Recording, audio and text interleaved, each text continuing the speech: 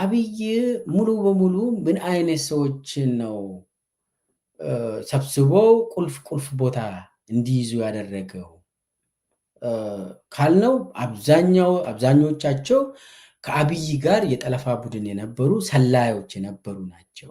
አጠቃላይ ሰላይ መንግስት ነው የተቋቋመ።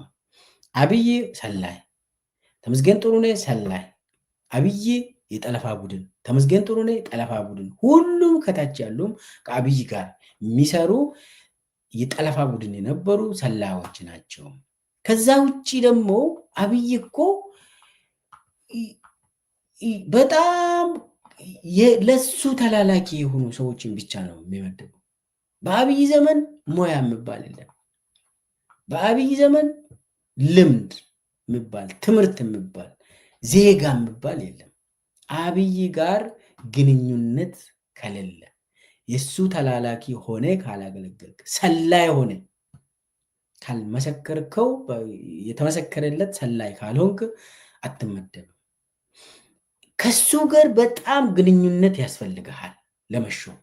የሱ ተላላኪ ሆነ ለመቀጠር አንዳንዴ ያስቃል። አብይ የሚሾማቸው ሰዎች በጣም ወርዶ ለምሳሌ አሁን የአብይ ፀጉር ቆራጭ የነበረው ብስራተ ገብርኤል አካባቢ አብይ ፀጉሩን ይቆረጥ ነበር አስታውሳለሁ።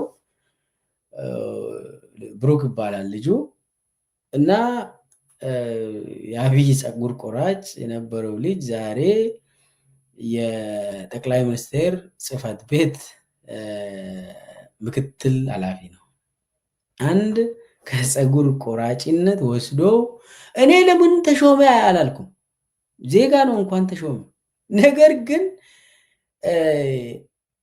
የአብይ ፀጉር ቆራጭ መሆን አለብህ ለቦታው ለመወዳደር።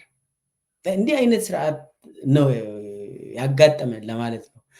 በአብይ ጊዜ የሳይንስና ቴክኖሎጂ አትክልተኛ የነበረው ልጅ ዛሬ የሪፐብሊካን ጋርድ አመራር ነው።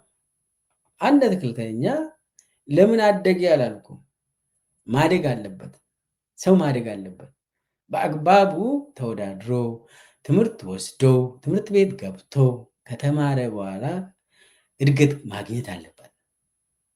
ነገር ግን ለአብይ ተላላኪ ስለሆነ ከአብይ ጋር ስለሰራ ወይ ደግሞ ሰላይ ሆኖ ከአብይ ጋር የተወሰነ ጊዜ ስለሰራ ዝም ብሎ ትልቅ እንትን ተሰጥቶት አገር የአብይ ፒኤልሲ ሆነች። ይህንን ለማሳየት ነው።